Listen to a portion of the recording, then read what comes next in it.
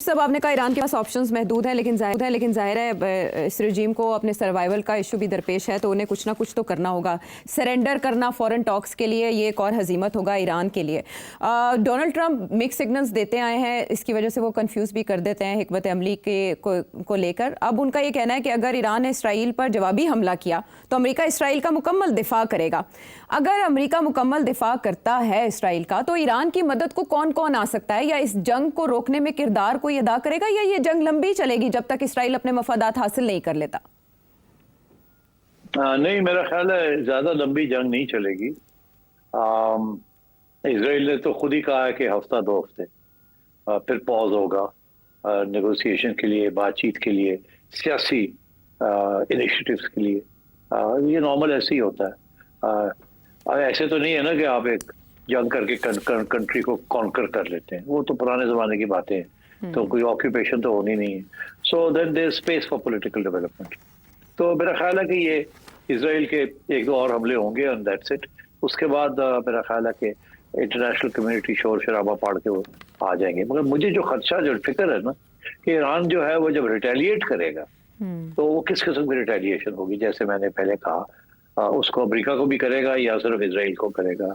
अगर अमेरिका को नहीं करता तो फिर जल्दी जंग बंद हो जाएगी। अगर अमेरिका को करता है तो फिर और भी नुकसान होगा। बट एनीवे, मैं समझता हूँ कि Russia, China will end up having to play some sort of a role, क्योंकि इस वक्त जो एक्सेस बन रही थी वो यही बन रही थी ना कि चाइना, रशिया, ईरान, टर्की, ये सब इकट्ठे हो रहे थे। तो Iran is part of that axis, और ये वही एक्सेस है जिसने ईरान को बेल आउट भी किया है।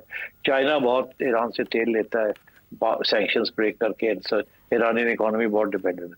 तो Chinese diplomacy and Russian diplomacy will come into play. मगर प्रॉब्लम यहाँ ये है कि Russia is already waging a war in the Ukraine, जहां वो ट्रंप के साथ नई बात बन रही, वहां लड़ाई झगड़े चल रहे हैं। ट्रंप की जो एक एफर्ट्स हैं वो कामयाब नहीं हो रही वहां यूक्रेन में।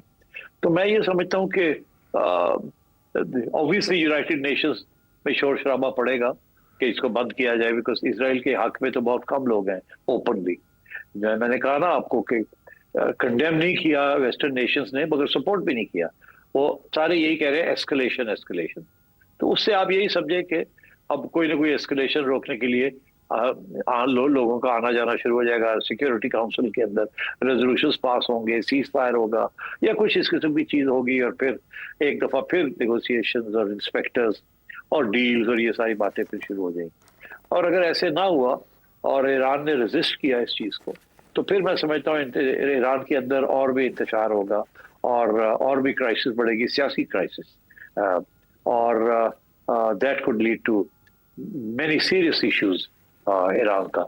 आपने देखा कि जब इराक के अंदर भी डेंजर था कि इराक टूट जाएगा, सीरिया के अंदर भी ये डेंजर था, मगर वो बचा लिया उन्होंने इन दैट सेंस। फिर नए मुल्क नहीं बने। यहाँ तो सेपरेटिस्ट मूवमेंट्स भी हैं, वहां तो सेपरेटिस्ट मूवमेंट्स भी नहीं थे, यहाँ तो सेपरेटिस्ट मूवमेंट्स भी हैं। वो बलूचिस्तान वाले हैं, कुर्द वाले हैं, कुर्दिश हैं, सो आई थिंक ईरान की जो भी रिस्पॉन्स होता है will be very critical. Greater Israel plan का भी आपने तस्करा किया था कि कहाँ तक सिलसिला जाएगा, तो क्या ये ग्रेटर इसराइल प्लान का आखिरी एपिसोड है ईरान पर अटैक, या बात आगे बढ़ेगी? नहीं, देखिए, हम तो हमेशा यही कहते रहे हैं कि we are peaceful, our nuclear program is only India specific in defence. We have never, हमने कभी भी ये इस किस्म की इसराइल के खिलाफ कभी थ्रेट, ओपनली थ्रेट नहीं की। डिप्लोमेटिक हम बात करते हैं, but we have never done anything. यहाँ तक कि ऐसी स्टेजेस भी आई हैं जहाँ जब अरब ममालिक तैयार हो गए थे इसराइल के साथ कुछ तल्लुकात बनाने के लिए, तो हमारे यहाँ भी आवाज़ें खड़ी हो गई थी कि हम भी तल्लुकात बना लेते हैं। अगर जिन लोगों का डायरेक्ट मसला है अरबों का, ये फ़लस्तीन, तो अगर वो तैयार हो गए हैं कि जी इनके साथ कोई बातचीत हो जाए या डिप्लोमेटिक रिकग्निशन हो जाए या कोई सोल्यूशन निकाला जाए, तो फिर हम कौन होते हैं चौथे महल्ले बैठ के सारा वक्त लड़ने के लिए। तो मेरा ख्याल है कि वो इस किस्म की जब बात होती है, जनरल मुशर्रफ के ज़माने में भी हुई, उसके बाद भी हुई, तो हालात बदल जाते हैं। इवेंचुअली मैं ये समझता हूँ कि हम वही करेंगे जो सऊदी अरेबिया, यूएई और ओआईसी सारे मुल्क मिलकर ही कोई ना कुछ होगा, जो भी होगा, and we will follow that. हम अलहदा नहीं खड़े हो सकते ना अमेरिका के खिलाफ, ना इसराइल के खिलाफ, ना ही हम अपने आप को एक रेडिकल इस्लामिक रेजीम कहलाते हैं, जैसे कि ज़िया-उल हक के ज़माने में था कुछ इम्प्रेशन, या ईरान के बारे में ये कहा जाता है, या तालिबान के बारे में ये कहा जाता है। और आपने देखा कि तालिबान भी अब थोड़े बहुत सीधे हो गए हैं, अब वो भी सोच रहे हैं कि जी किस तरीके के साथ थोड़ा मॉडरेशन की जाए, ऐसा ऐसा मॉडरेट हो रहे हैं। सऊदी अरेबिया बहुत आगे निकल गया मॉडरेशन के अंदर। एक ज़माने में सब दुनिया की सबसे ज़्यादा फंडिंग मॉस्क्स को और देवबंदी इस्लाम को सपोर्ट करने के लिए सऊदी अरेबिया करता था, सब बंद हो गया under MBS and so on. तो मैं समझता हूँ कि हमारे यहाँ उस किस्म की अब थ्रेट नहीं है टू इसराइल जो कि एक ज़माने में थी, जो इसराइल समझता था, क्योंकि अब हमारे बम बना लिए हमने, और हमने बड़ी जिम्मेदारी के साथ कभी भी धमकी, न्यूक्लियर धमकी नहीं दी कि जी हम ये इस्तेमाल करेंगे या हम कर सकते हैं किसी के खिलाफ, या हम एक्सपोर्ट करेंगे। आपने देखा, हमने तो ये बात समझाने के लिए लोगों को कि we are not in the business of exporting nuclear weapons and we are not an Islamic regime and this is not an Islamic bomb.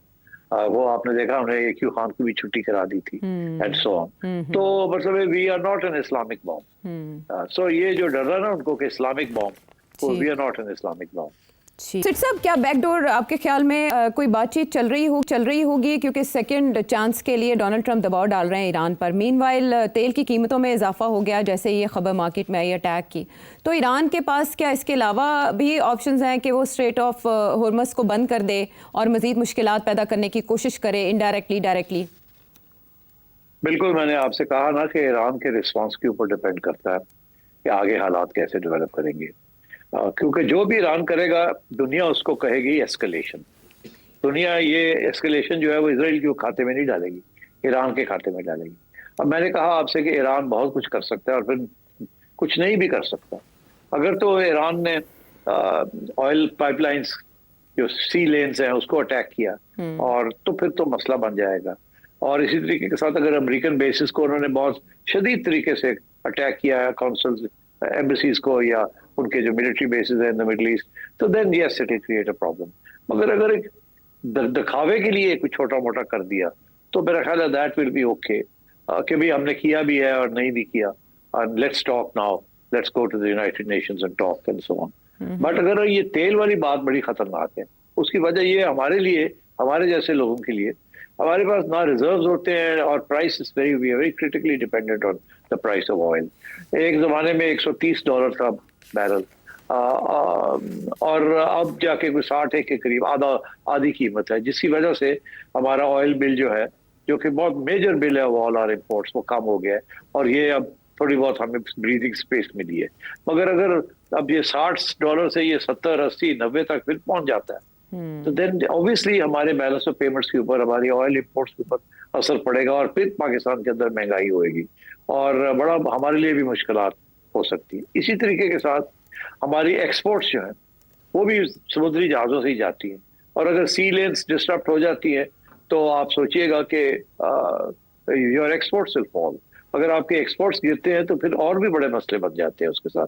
तो हमारी इकोनॉमी बड़ी इस वक्त नाजुक मोड़ पे है, और इस स्टेज पे अगर हमारी ऑयल सप्लाईज महंगी हो जाती हैं, या हमारी एक्सपोर्ट्स गिर जाती है, या कोई डिस्ट्रप्शन शुरू हो जाती है इन द रीजन, तो दैट विल हर्ट अस। तो हमारा भी इंटरेस्ट यही होगा कि जल्दी से जल्दी कोई नेगोशिएटेड सेटलमेंट हो या पॉज हो, ताकि ये ना हो। मैं छोटी सी आपको बात बताता हूँ। अभी आपने देखा ये पानी के मसले के ऊपर सिंध के अंदर उधर सड़कें वड़कें बंद कर दी थी जी, आपको पता है? जी, याद है ना आपको? बिल्कुल।